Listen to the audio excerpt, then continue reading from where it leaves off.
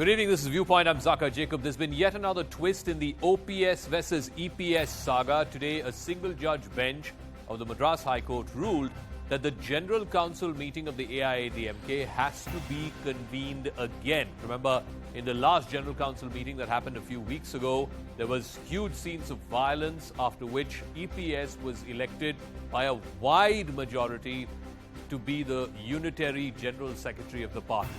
Today's decision by the Madras High Court is huge relief for OPS, and it's a big blow to EPS's dreams of having solitary leadership of the AIADMK party. But the bigger question is the AIADMK going to continue to be in this confused state of affair between now and 2024?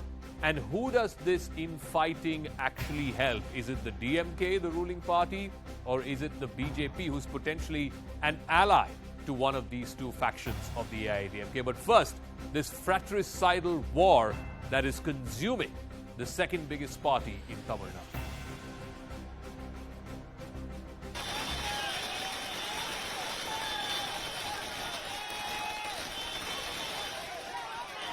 Supporters of Opanneerselvam celebrating after the Madras High Court ruled in his favour. The court said the appointment of OPS's arch-rival E. Palanisamy as AIADMK's General Secretary is not valid. The Madras High Court ordered the party to hold a fresh General Council meeting and stayed resolutions taken in the previous meeting, like expelling OPS and appointing EPS as the interim General Secretary of AIADMK.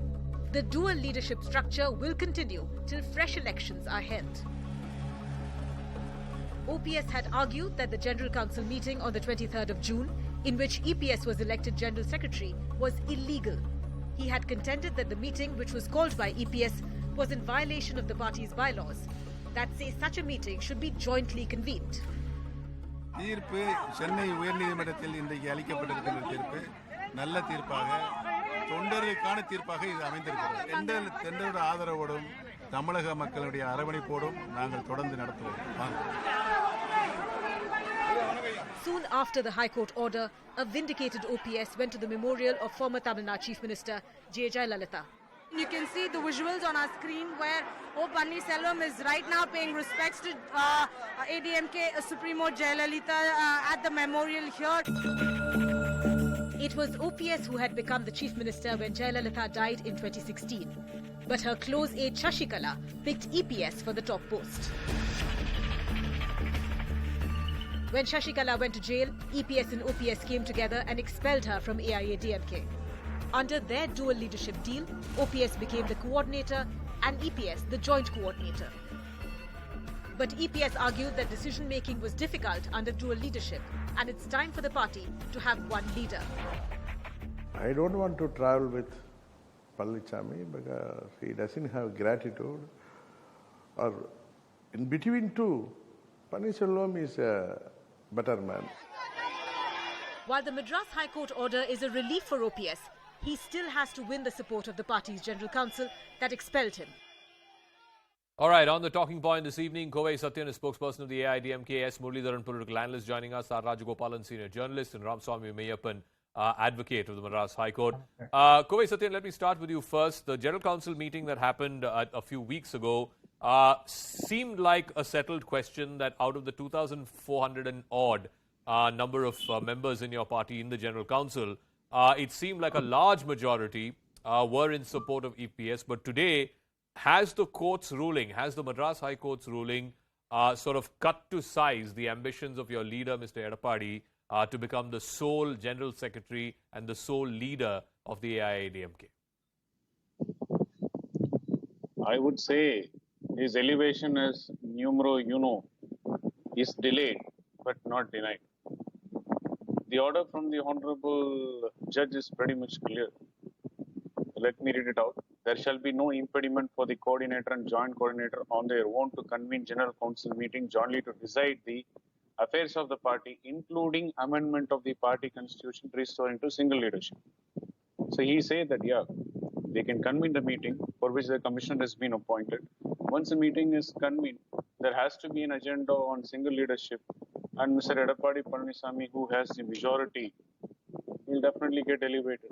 But it is Bearing precisely this single leadership question that was challenged in the court, and the court has said that they have to go back to the coordinator and joint coordinator system, and of course then the general counsel can be called for. You had opposition to the joint coordinator issue. That's why you called for the general counsel in the first place. Okay, now the issue is coordinator is there, joint coordinator is there, and there is a commission being appointed to conduct the general counsel. Look at the next judgment of the if a proper representation from not less than 1/5 members of the total members of the general council is received, the coordinator and the joint coordinator shall not refuse to convene the general council meeting. Okay. This is what happened. 2,190 members gave in writing to the presidium chair, who was elected as presidium chair, to convene a general council meeting. So now the court says that the coordinator and joint coordinator cannot refuse if 1/5 of the general council members ask for a general council meeting. So they are going to ask this already. So you are basically saying that it's only a matter of time before EPS becomes the single leader of your party. Let me ask S Murlidharan that. Is that your interpretation of today's judgment? Because I think it was clear, at least from what we saw, the scenes that we saw in the last general council meeting, it seemed like majority support within the AIADMK establishment was with Edappadi Palaniswamy. Of course, OPS had objections to the manner in which the General Council was called. But today's ruling by the Madras High Court, does it only delay single leadership or does it put single leadership in the back burner?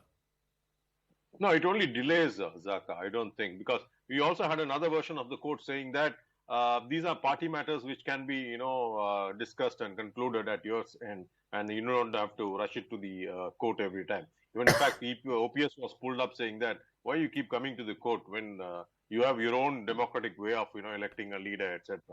So I think it's only getting delayed, and this was expected. And OPS, I told you, he's not going to go down without a fight, and he is going to create trouble. He's going to probably ally with, Sasikala. He's talking about that. Today's thing is probably shot in the arm, so definitely he's going to talk to Sasikala. He's going to talk to Tinakaran. Has already conveyed that he's willing to join with OPS. Yeah.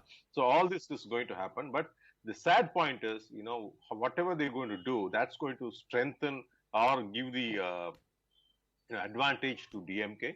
And sadly, BJP is also not doing anything about it. It's unfortunate BJP thinks that, both these guys are in loggerheads and it's going to help them, command over them. So that's not going to be beneficial to BJP. That's very unfortunate. It's going to bring down, because 2024, there are 38 seats at stake. So that's what BJP needs to understand. EPS becoming strong, yes, he will be a thorn in the flesh for them, but he's somebody who can beat DMK. Okay, let me ask R. Rajagopalan this, because the prevailing sentiment in the AIADMK seems to be that while EPS seems to have control internally within the party,